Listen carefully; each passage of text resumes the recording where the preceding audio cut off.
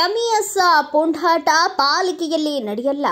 Raju MES ಪುಂಡರ ಮಾತು ಕೇಳಿ ಕನ್ನಡಕ್ಕೆ ಅವಮಾನಿಸುವ ಯಾವುದೇ ಚಟುವಟಿಕೆಗಳು ಪಾಲಿಕೆಯಲ್ಲಿ ನಡೆದರೆ ತಕ್ಕ ಪಾಠ ಕಲಿಸಲಾಗುವುದು ಎಂದು ಕರ್ವೆ ಉಪಾಧ್ಯಕ್ಷ ರಾಜು ನಾಶಿಪುಡಿ ಹೇಳಿದರು. ಗುರುವಾರ ಬೆಳಗಾವಿಯಲ್ಲಿ ಸುದ್ದಿಗಾರರೊಂದಿಗೆ ಮಾತನಾಡಿದರು. ಬೆಳಗಾವಿ ಮಹಾನಗರ ಪಾಲಿಕೆಯಲ್ಲಿ ಕನ್ನಡ ವಿರೋಧಿ ಚಟುವಟಿಕೆ ನಡೆದರೆ ಬೆಳಗಾವಿ ಮಹಾನಗರ ಪಾಲಿಕೆಯನ್ನ ಸೂಪರ್ ಸೀಡ್ ಮಾಡುವಂತೆ ಸರ್ಕಾರವನ್ನ ಒತ್ತಾಯಿಸಲಾಗುವುದು ಎಂದು ಎಚ್ಚರಿಸಿದರು.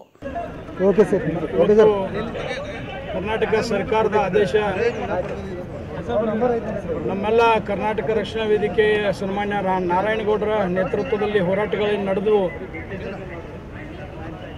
ಆಗ ಸುಮಾರು ಕಾರ್ಯಕರ್ತರು ನಾರಾಯಣಗೌಡರನ್ನು ಒಳಗೊಂಡು ಕನ್ನಡದ ನಾಮಫಲಕವಾದ ಹೋರಾಟಕ್ಕಾಗಿ ಸುಮಾರು 19 ದಿವಸ ಸುಮಾರು 27-29 ಜನ ಇವತ್ತು ಕಾರಾಗೃಹವನ್ನು ಅನುಭವಿಸಿ ಬಂದರು.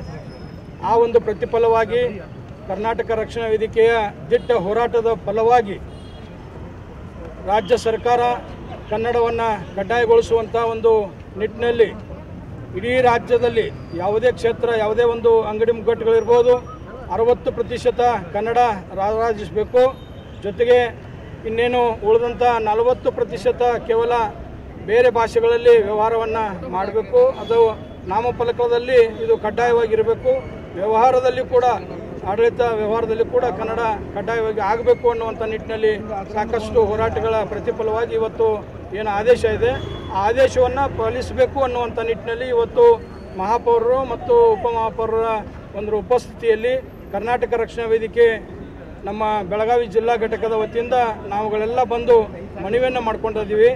ಬರುವಂಥ ಹಬ್ಬ ಹರಿದಿನಗಳಿರ್ಬೋದು, ಯಾವುದೇ ಕಾರ್ಯಕ್ರಮಗಳಿರ್ಬೋದು, ಇದು ಕನ್ನಡ ನಾಡು. ಬ್ಯೂರೋ ರಿಪೋರ್ಟ್ ರಾಜು ಮುಂಡೆ, ಭಾರತ ವೈಭವ news, Belagavi.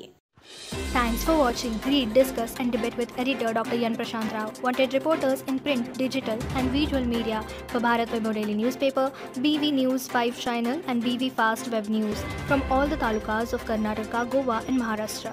If interested, send your resume to 9019229369.